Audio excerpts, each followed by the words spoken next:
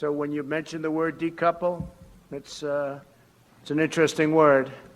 So we lose billions of dollars, and if we didn't do business with them, we wouldn't lose billions of dollars. It's called decoupling, so you'll start thinking about it. You'll start thinking. They take our money and they spend it on building airplanes and building ships and building rockets and missiles. And Biden has been just a pawn for them. He's been so easy. They dream about Biden. There was a report today that they hope that Joe Biden becomes president. If Joe Biden becomes president, China will own the United States, and every other country will be smiling also. They'll be smiling. When reports come out that certain countries don't really like me too much, that's not because of my personality, although it could be that also, frankly. It's because of the fact that I've been very tough on countries that have been ripping us off for so many years. Under my administration, we will make America into the manufacturing superpower of the world, and we'll end our reliance on China once and for all. Whether it's decoupling or putting in massive tariffs like I've been doing already, we're going to end our reliance on China because we can't rely on China. And I don't want them building a military like they're building right now, and they're using our money to build it.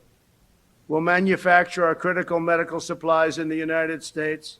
We'll create Made in America tax credits and bring our jobs back from China to the United States, and we'll impose tariffs on companies that desert America to create jobs in China and other countries.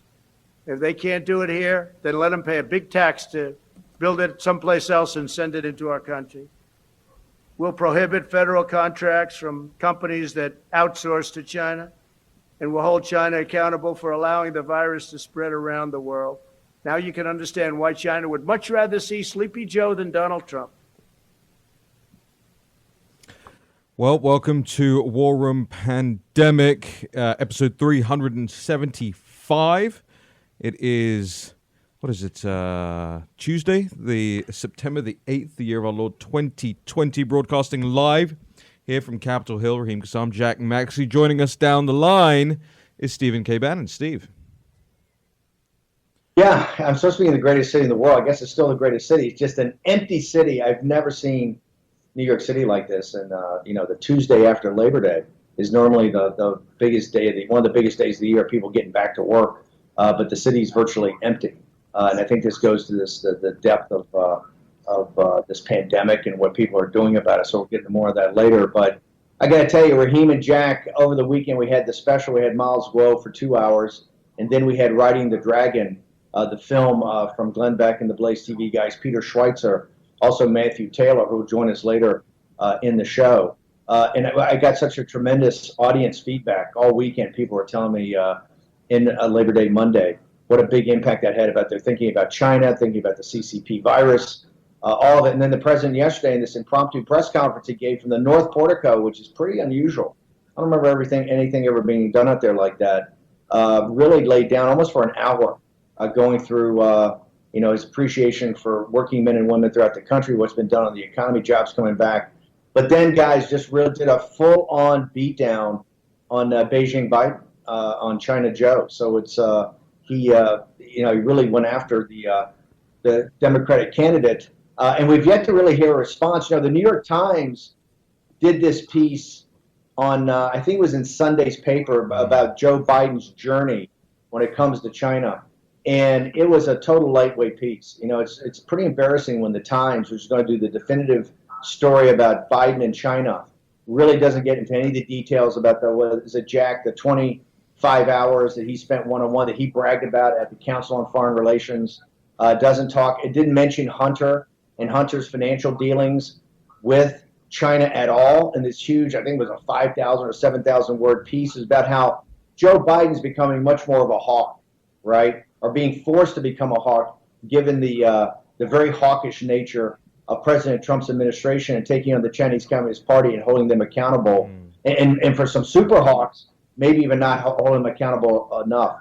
But President Trump hit the hot word, which is decouple. The Chinese Communist Party's already decided to decouple with us on technology. They made that decision in 2019 when they walked away from the Lighthizer deal. But President Trump's bringing back up about decoupling financially. That means breaking the convertibility of the Hong Kong dollar into dollars. It means giving them less access to the U.S. dollar. It means sanctioning their banks, sanctioning senior members of the cadre it really means going out in full economic war. Decoupling right now cuts to the heart, sends a chill to Beijing, and those are very powerful words. And if you follow this, the unrestricted warfare of the Chinese Communist Party versus the United States, whether it's in the CCP virus, whether it's on technology, whether it's in the South China Sea, whether it's on the border up in Chinese-occupied Tibet, or particularly the economic warfare, President Trump threw down hard. And Raheem and Jack, you see where the New York Times is going to have Biden's back on this thing. I mean, we had the film, we premiered it for the U.S., I think it was, for everybody on AVN in Newsmax and John Frederick Radio Network on Saturday at 11 and Monday again at 11, and kind of played again. The demand was so strong. This goes into the details of Hunter Biden, the Biden's family's financial relationship with the Chinese Communist Party, right? And the New York Times does a 7,000-word story. It doesn't mention it one time. Talks about, how Joe Biden is now going to be much more engaged, and kind of dismiss President Trump of being all over the map. So you see that the mainstream media is they're very afraid that President Trump will focus on China as a wedge issue here that could really deliver the presidency for him. They're petrified of that, and they're trying to make Joe Biden out to be a hawk. Guys, thoughts, observations? Well, Steve, I agree 100% that they're going to cover for him, but I think that the president has to start taking some strong moves. One of the things that I think he can do immediately that would have a resounding effect on this is he should declare our grain a strategic asset. China is about to go to its knees when it comes to grain. They've got another typhoon that just blew through their northeast, their largest corn growing area, Typhoon Haishan. And they're going to need 25 million tons next year of corn just to meet their needs. So, you can't fight on an empty belly, Steve, and I think it's high time that we start looking at what are our strategic assets that we can use to control the outcome in China, my opinion. Look, we have remember, we're the channel that brings together, we're the show that brings together the deplorables and Lao Beijing. Lao Beijing being old hundred and Chinese, the deplorables. The great question before us is the freedom of the Chinese people. We're pro-Chinese people. We're pro-China. We're anti-CCP. So, Jack, I think in regards to that, and you've done a magnificent job of not just covering the floods, you've done a tremendous job of giving the world a heads up, I think, on this potential famine that's there. How do you do that? I understand we can use the strategic assets, the dollar. We can use our financial assets. We can stop technology. We ought to be shutting down TikTok. I mean, Raheem, you guys have done an incredible job about all of these apps that should be shut down right away. But on the grain situation, how do we thread that needle, understanding the fact that because of the incompetence of the Chinese Communist Party, the Chinese people are going to have to be fed, and it's the West that's going to do that. How do you thread that needle? Well, my theory is you make sure that the Chinese people know who's feeding them. I think that we have to make clear to Lao Beijing that the Chinese Communist Party, Chairman Xi particularly, have failed in their stated mission from 1949 to be able to feed the Chinese people. Now, this is because of corruption, other failures. But the fact of the matter is, in 1972, we bailed out the Communist Party by sending them grain and giving an opportunity for them to declare that they had saved their people on the back of the American farmer. I don't think that we should do that again. And if there's going to be famine around the world, there's going to be famine in friendly places like Africa and Central America, and I think we should look after them first. Secondly, when you talk about the trillions of dollars that have been spent dealing with this CCP virus unleashed upon the world by the Communist Chinese, we could buy $200 billion of U.S. corn and dump it in the South China Sea, and it would be more effective than most of the things that we're doing to counter the aggression of the Communist Chinese, in my opinion. So, Raheem, to that point, you talk about action, action, action. The rhetoric has got it pretty heated, and the president, I think, has done a good job of framing the difference of Joe Biden. I mean, we open up the show with, if Joe Biden's elected, the president says China's going to own us. What other action should he be taking, though, today to kind of back up? The rhetoric's gotten pretty heated. How do you back that up with action?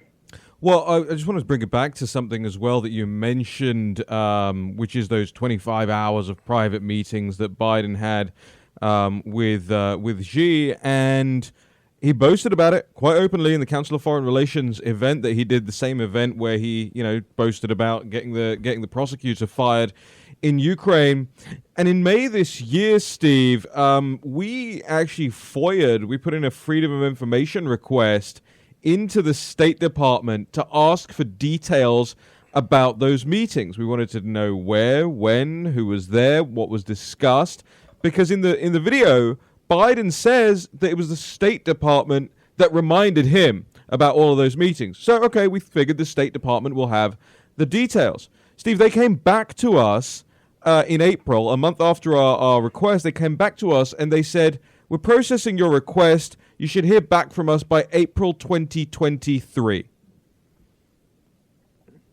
Is this a fact that we need Tom Fitton to help you write FOIA requests, or is this just a blow off by what you refer to as the deep state that does not want Raheem Kassam in Joe Biden's emails and in his the summary of his discussions? It's actually a good question, because originally they told us, look, your request is so broad, it'll take us 3 years to figure it out. If you could narrow your request down, we might be able to do it sooner. So we narrowed the request down. We narrowed it down significantly by years, in fact, the space of time that needed to be studied and the scope of the request.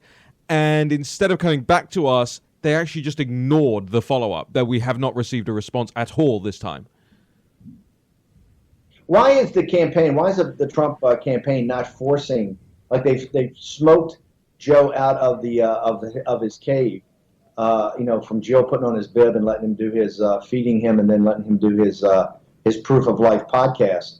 They've kind of forced him out to the hustings, although some of those events yesterday with like 5 or 6 people I wouldn't really consider Labor Day events. But why is the Trump campaign not forcing him to come forward with some sort of summary of what he and she talked about? I mean, he's bragging, I think it was 23, 25 hours of one-on-one meetings. We haven't seen any summary of those. I think we checked. There's no readouts of that. No. Why are they not demanding, and why is this not becoming a bigger campaign issue?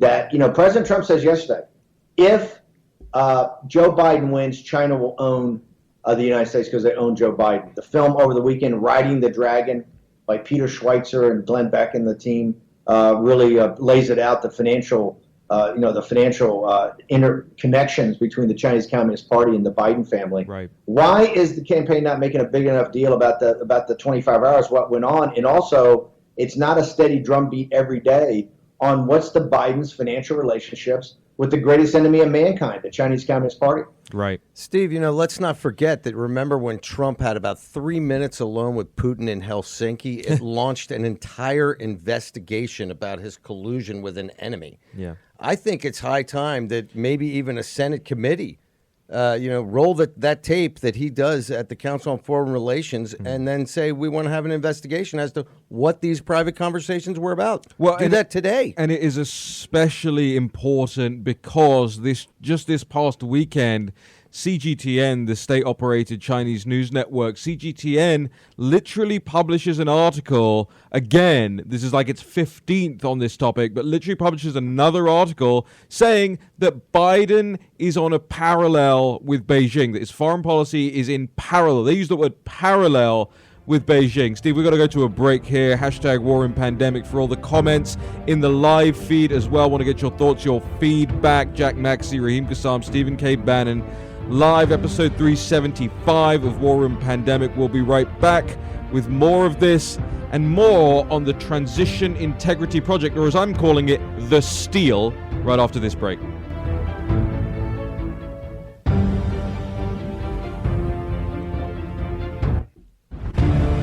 War Room Pandemic with Stephen K. Bannon.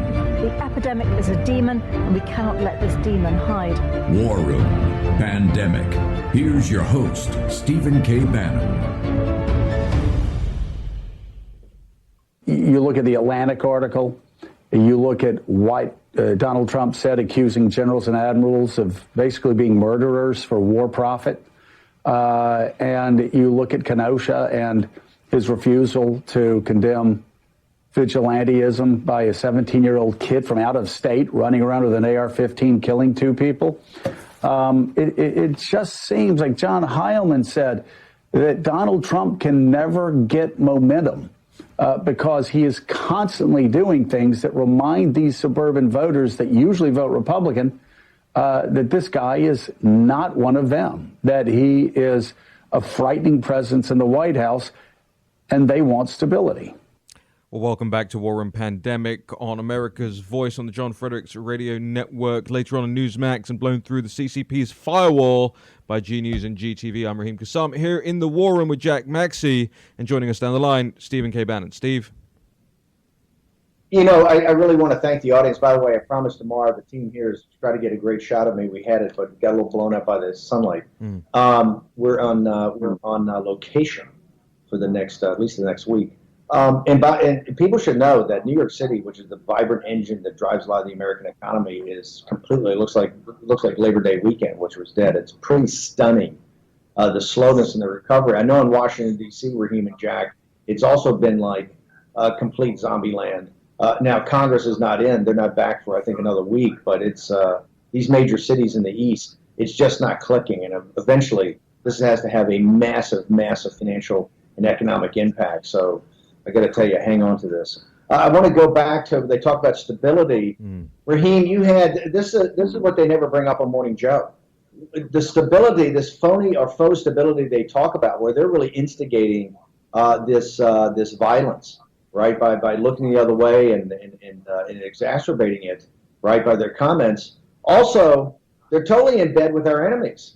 And they're really in bed. You had a piece up on National Pulse, I think, the other day, Raheem, that I found fascinating. Besides all the mainstream media, you know, just enthralled with Senator Harris's husband, you actually did some investigative reporting. And guess what? Once again, just like the Biden family on the movie Riding the Dragon, in up to their neck with the Chinese Communist Party financially, what did you find in your investigation of Kamala Harris's husband? Right, yeah, Steve, then this story has just been going absolutely wild over the weekend. People really are interested in who Douglas Emhoff would be beholden to. This is Kamala Harris's husband, who served as a partner in DLA Piper, a multinational law firm's intellectual property and technology practice. And DLA Piper boasts itself of having, quote, long established and embedded China desks in both the U.S.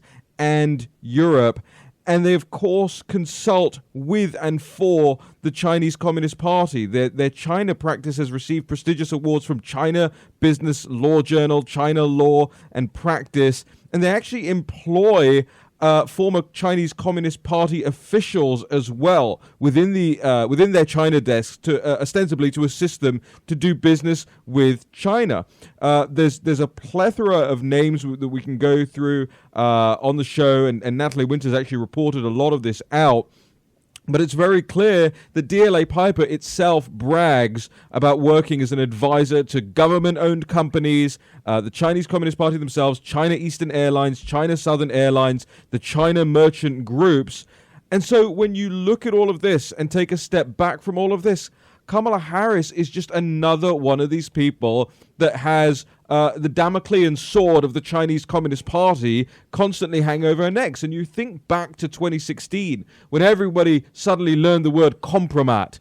You've got to wonder what between DLA Piper, between Joe Biden and Hunter Biden, what the Chinese Communist Party has in leverage over these politicians. And I know Joe Biden is giving it the big one, going out on his Twitter late last night and tweeting about how the president's week on China. I have to reiterate this. CGTN boasted this weekend in an article called China's Place in a Biden Presidency, said, quote, "It is against this backdrop that Biden's multilateral worldview runs parallel to Beijing's demonstrated pursuit for global cooperation and affording new openings for foreign policy convergence." Steve?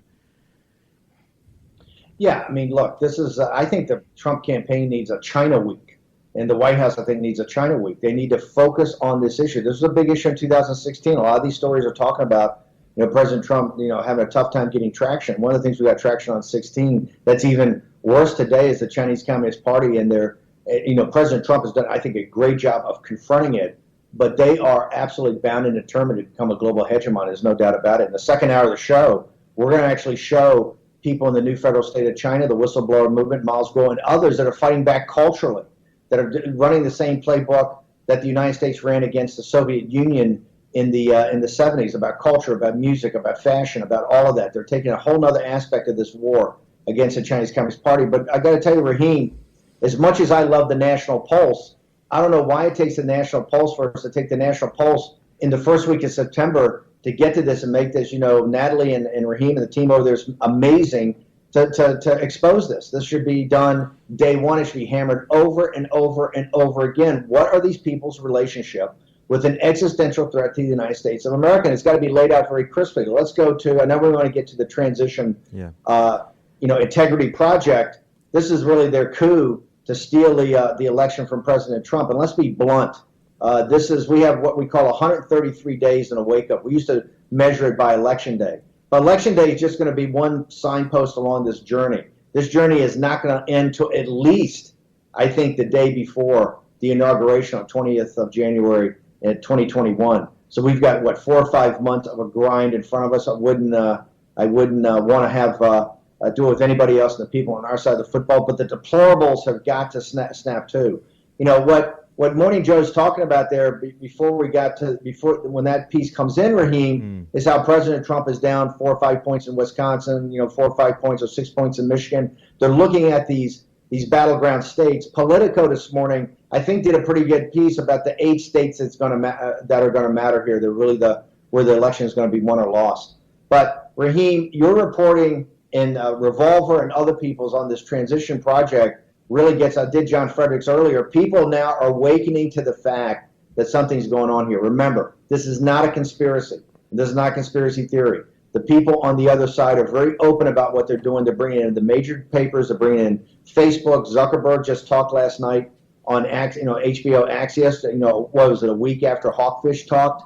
You had Washington Post has been doing op-eds. All the big papers, the progressive sources, all the progressive websites, The Nation. So this is they've put this report out and they're trying to socialize it. Yeah. And I can't recommend enough that everybody in our audience has to go to our site and to the National Pulse site. Raheem, I think you still have up your annotated version of the 20-page report from the Transition Integrity Project. People must read that. There's going to be some analysis that's going to be done later in this week by a bigger group. We're going to share that with you guys when we get it. But there's a lot of people going through this in great amount of detail, and people are now really running to running to volunteer to become election officials, poll watchers, get out to vote, work phone banks. This is going to be, we got to put our shoulder to the wheel here. This is going to be the tough grind of politics.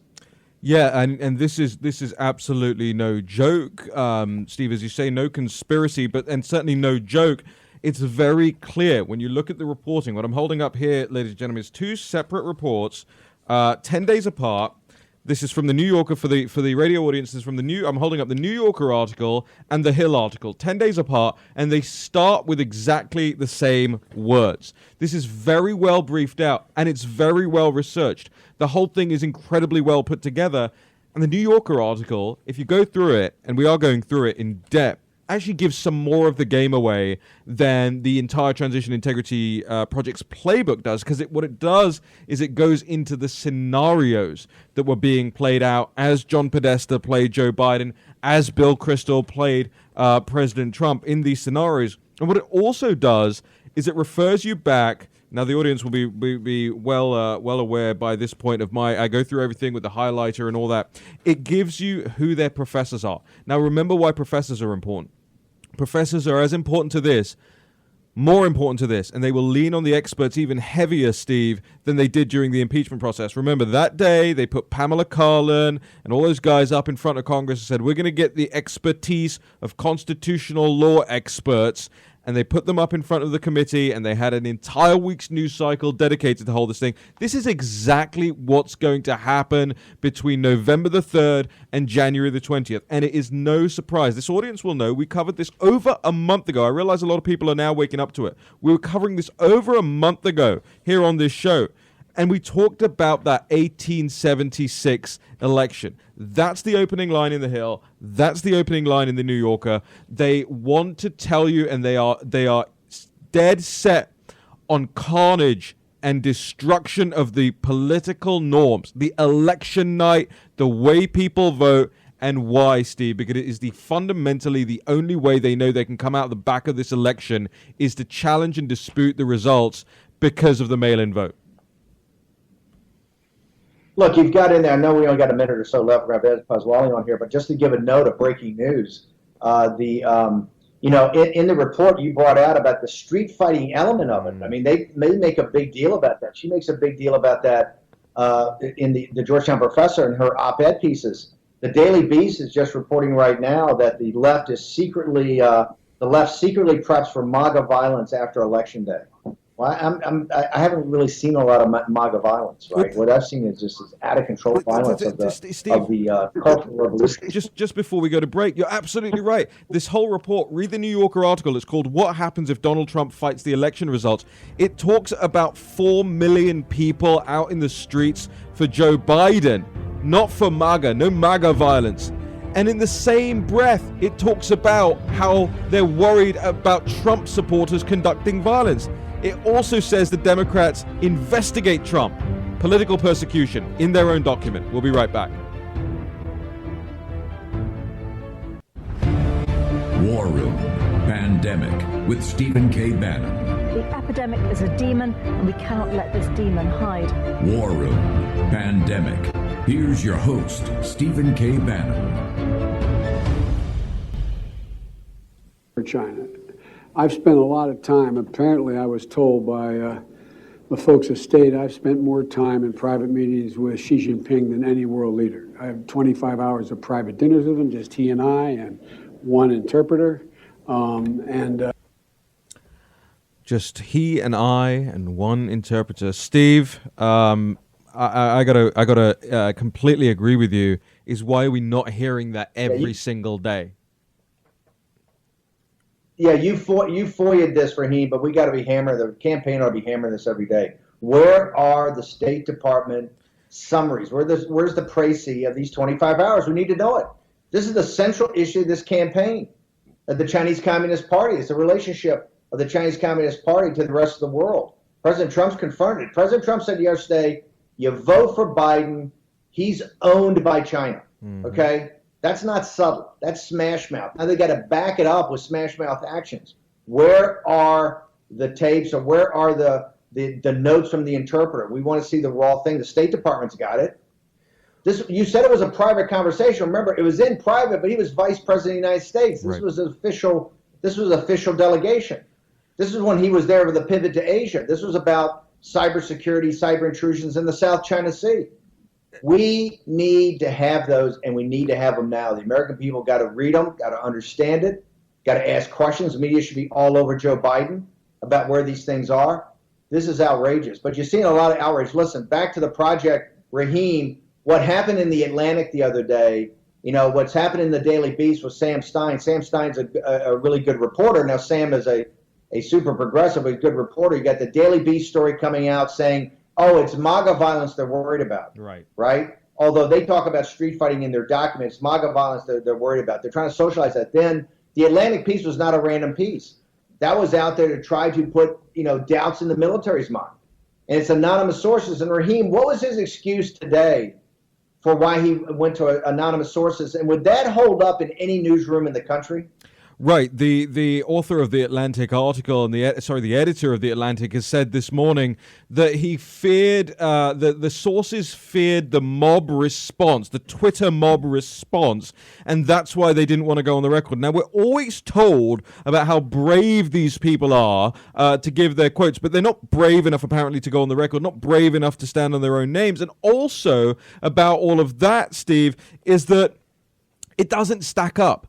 Because you think of just how many people not just endure the mob in physical form here in Washington, D.C., and on the streets of Chicago, in the streets of Portland, on the streets of Kenosha, the physical mob, day in and day out, in their ordinary lives, ordinary people, and these are supposed to be our brave national security officials we're talking about who don't want to go on the record on their names, but also when you consider this excuse that these sources, these anonymous sources didn't want to go on the record because they feared the Twitter mob, you think about what happens to conservative influencers, supporters, conservative blue check marks, ordinary conservatives on social media. Every single day they're deplatformed, they're demonetized, their entire livelihoods are put at threat. And these people, he says, these anonymous sources, didn't want to go on the record. There's only one of two options here. Number one, they don't exist and they're totally fake. They are not real people and they are not real sources. And I suspect that that is probably the case. Or number two, that these people, as Jack Maxey would say, are chicken-chested cowards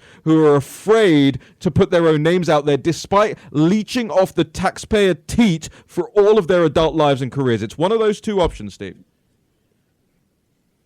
Yeah, let's bring in now. I tell you what, Raheem, we got 133 days in a wake up till Inauguration Day, when President Trump is going to be inaugurated as President of the United States. I want to bring in now Ed Pozzuoli from Florida, one of the top election lawyers. Ed, first off, give our audience a sense. You were riding shotgun with us in 2016. Florida's the key state. You know, Politico's got the story about the 8 battleground states. They're all important, but Florida is the most important. What is your assessment? What's the current status of the Trump campaign down there, and particularly where do we stand of pulling this off on Election Day? Well, as you're right, Steve. The first thing is that President Trump cannot get reelected if Florida doesn't go his way. The math of the Electoral College says so. But where we are, good news is that we've seen polls get tighter. As much as we don't believe the polls, the trending of the polls seems to be moving toward Donald Trump's way.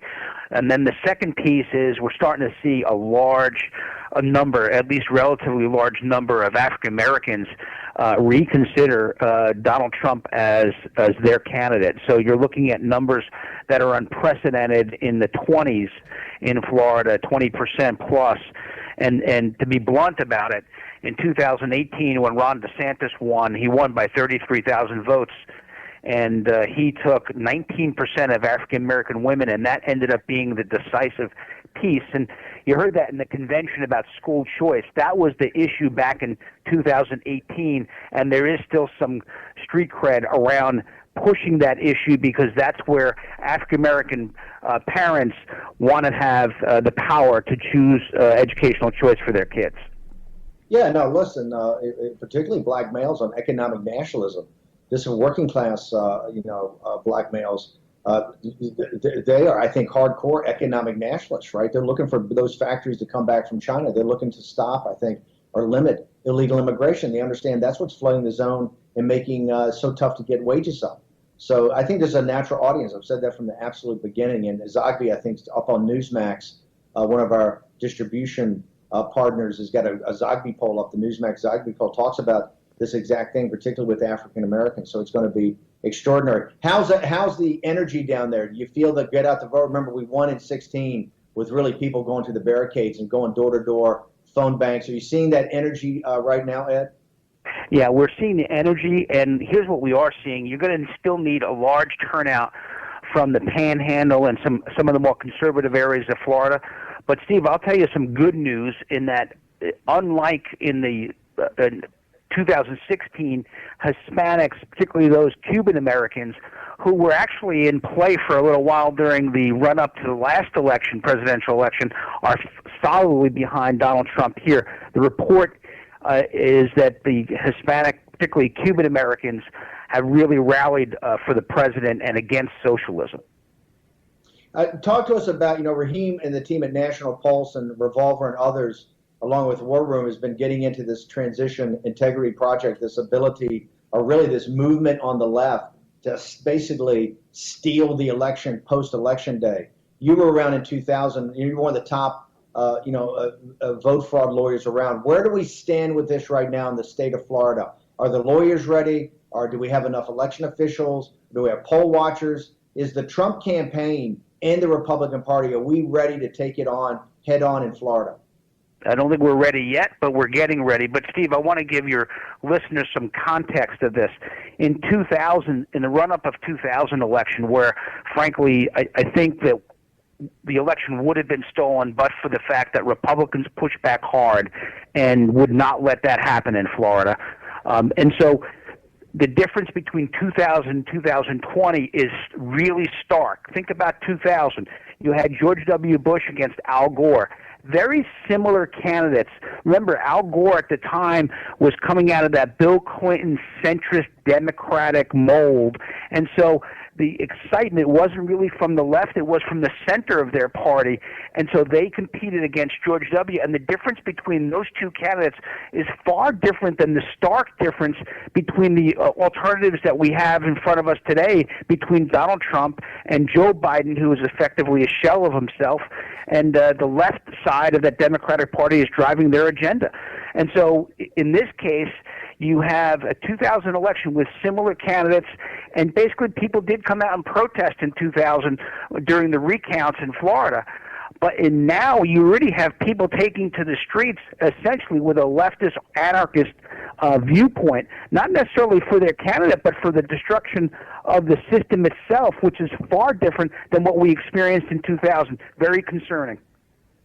Well, how big a deal? Back in 2000, we had Kathleen Harris was the Secretary of State. She was a Republican. Is there a Democrat? Hasn't Soros really worked and gotten a lot of these secretaries of states? I think in Arizona and Florida are Democrats. Is that going to be what kind of? Or is the Secretary of State the person that certifies the votes, or is it the Republican governor? No, it's essentially the Secretary of State in our state is somebody who's appointed by the governor. So I don't see that as the biggest issue here. What I see is local supervisor of elections. Remember, Florida, as an example, is 67 counties with separate supervisor of elections that run and process and administer the elections. So we have some good news in Florida, in South Florida, I would suggest to you, that in Broward and Palm Beach, where most of the problems were in 2000, and obviously we've had some other problems leading up to 2020, you have at least the potential of two supervisors of elections who are far more competent than their predecessors. Pete Antonacci was appointed after Brenda Snipes resigned, but was appointed by Ron DeSantis. And he's very competent, did a good job during the primary. And Wendy Link up in Palm Beach is a well-known person up there of somewhat, true integrity. And so we're hoping that the two of them will provide a competent administration of this election.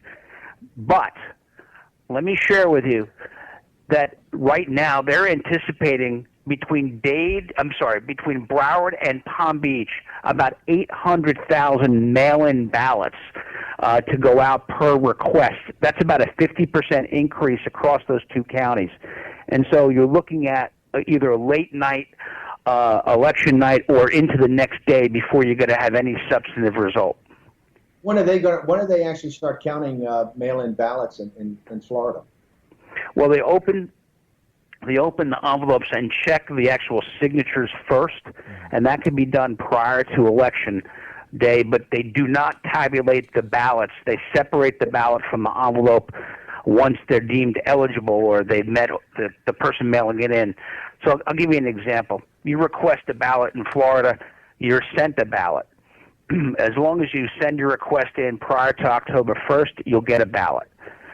Then you vote your ballot, you put it in an envelope where you sign it, and then you put it in the outside envelope and send it back in. When it comes into the supervisor's office, they separate the envelope from this internal envelope. The internal envelope has your signature. You're checking to see if the person complied with all those requirements. If they did, then the ballot is separated from the group and put into its precinct, and then is counted the moment the polls close on election night. So those are the first ballots that are started to be counted. The problem is that where you get late returns, so up till 7 o'clock on election day, you can return your ballot, your absentee ballot, to the election supervisor. If 50,000 of them come in at 6:30, that's going to overwhelm the system, and you're not going to get those counted right away. How come we got just about a minute left? How can people get more access to your Twitter, et cetera? We're going to have you back on the show, give more details later this week. But how can people get access to you? They can either email me or on Twitter, EDPOZZ. That's my Twitter handle, and then they can do that. But we're in the process now of putting a team together, Steve. So any lawyers in Florida who want be part of what I would say election protection, please contact the Trump campaign. Yep. Raheem? Yep. We've got to go to a break now, but it's incredibly important. Ed, thank you so much for letting us know that. I know there's a lot of people out there right now who are looking at doing their job as citizens, and people who are in the legal sector who are looking at getting involved in this. There can be no team too big. Get involved. We'll be back with more War Room Pandemic in just a second.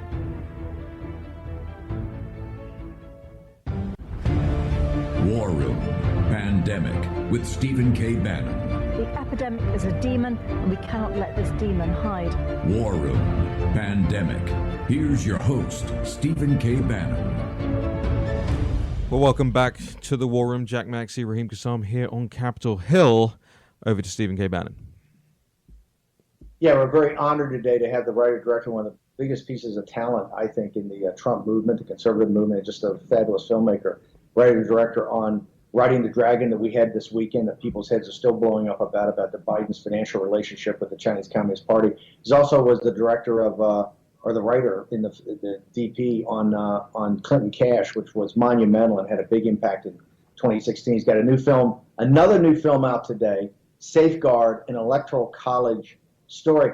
Matthew, with everything that's going on right now in the heat of combat, why should people go up on Amazon today? Why should they watch Safeguard? What's the story about it, and why is it important in this moment in history?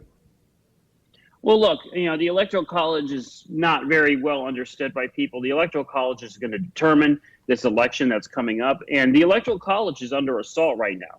There are movements right now to do away with the Electoral College without people realizing it. And we felt it was important to educate people, to show how it protects minorities, to show how it's integrated into everybody's life. And so, what's the better way to do that than a film? So that's why you should watch it, because there's a real chance that this system could be gone by 2024. When we say safeguard, what do you mean safeguard? People think the Electoral College, you're hearing all this argument today that it's from America's racist past, it's systemically racist. So what do you mean safeguard? What's it safeguarding? Well, look, when the founders created our system, and wrote the Constitution, they built all these checks and balances in. And one of the really important checks and balances is the Electoral College. It safeguards your rights as an individual. Because look, at the end of the day, we are a republic. And so you have to pick pure democracy or you have to pick individual rights. And the Electoral College takes that authority for electing the executive and pushes it into the states. So you have parts of democracy within the state, and then within the federal government, that's the relationship that the Electoral College protects. So it protects your individual rights, and if you remove it, well, then you're at the mercy of the mob. Who's in the film? Well, we have Trent English, we have Steve Forbes, Joe Pinion. There's a number of great people in the film that Alan Gilzo talks about, kind of the history of it and how it relates to things like why we have two parties. It breaks down how it protects us from, say, extremist candidates. It explains why a candidate has to go to all of the states as opposed to going to only certain geographical areas. And the big thing of the film, and really the reason the Electoral College exists, is to protect minorities of all stripes, whether you're a racial minority, an economic minority, a sexual minority. It protects minority rights. That is the foundation of why the Electoral College exists, and that's why we made this film, to show that. Why did it take you making this film to get that argument out there? You almost never hear this when you see the left beating down the Electoral College and saying it throws the system out to all nothing but right-wingers and protect white privilege. Why do you never hear this argument? Why did it take this film, Safeguard, an Electoral College story, to come out today on Amazon? Why have people not been making this consistently in the past and loudly? Well, the system's been around for so long. It's clearly been around since the beginning of the country. And so people don't really think about it. And, it only is used every couple of years, every 4 years. And so in the last, couple of years, we've had only 5 elections in history where the popular vote has not matched the Electoral College victory, right? And 2 of them have happened in the last 20 years with Bush and Trump in 2016. So what this has motivated in the left is we need to destroy this system. Because it doesn't elect the candidates we want. But there is a reason why these things don't match up sometimes, and they're actually beneficial for the whole country. And so again, they would rather toss out the whole system through say an interstate compact than sit there and address why this system is here and how it protects, again, smaller states, how it protects minorities. I mean, look, you take 130 some odd million votes in 2016, only 35 million of them are minorities. If you had a national popular vote with one person, one vote across the country, you need 0 black people to win an election. You could win with only white people. How is that in any way not some kind of, how is that, how does that bring people into the electoral process? Whereas if you do it state by state with the Electoral College, the minority vote becomes the tipping point. They have a voice, right? That's what the Electoral College does. It gives minorities a voice state to state, and it gives states their own voice within the federal government. Okay, I want to go real quickly. And by the way, I'm reminded by our production staff, Dan Floyd was the writer on Clinton Cash. I want to make sure he gets. I want to make sure the guilds are not. I want to make sure the guilds are not chasing me this afternoon for his residuals. I want to go to Riding the Dragon over the weekend. Mm-hmm. Peter Schweitzer, the team at Blaze TV. You were the director of that. Why did it take you guys to really go into depth in the story? Why is the media not on this? New York Times does a 7,000 word piece on Joe Biden over the weekend about his journey of becoming more hawkish on China. Not one mention of Hunter Biden or their financial relationship. So why do you think that's? Why does it take you and Schweitzer to do this? Well, look, I mean, everybody wants to be friends with China. Everybody wants the good graces of China.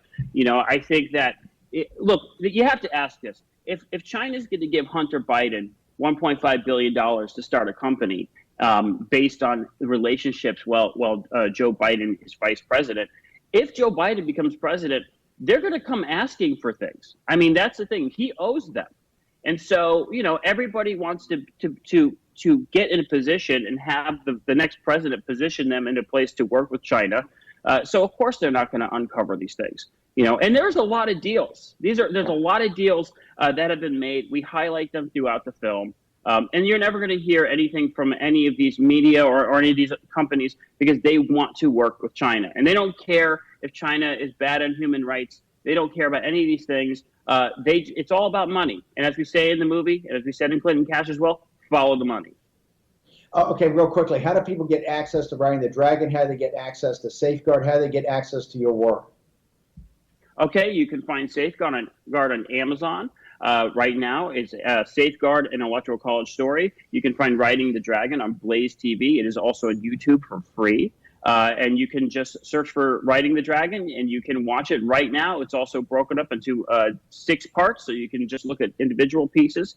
And it's available for everybody right now. Matthew, you're an extraordinary talent. Thanks for joining us today. The films have been just absolutely amazing, and look forward to your work in the future. Thank you for having me. Yeah, we got a break here, Raheem, Steve. You guys we got a break here. You're going to be covering this on National Post. Yeah, we will be. We will absolutely be covering it in the National Post. We'll also blast out the link to the movies to the audience. Stay tuned. We'll be right back.